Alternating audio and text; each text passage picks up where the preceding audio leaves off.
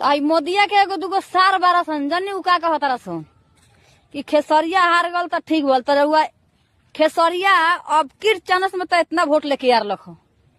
आ एबियन मशीन हटावा लोग चोर सार लोग खासन तो अपना माई के क्रिया तो के मोदिया के सार सन अगर जो झूठ बोल के तो के वोट चोरा के नहीं खसन अगर जो सरकार अपन बनैली खासन अपना माई के क्रिया अगर जो एक बाप के औलाद आ एक माई के तन से जमल होखबसन खासन अपना माई के क्रिया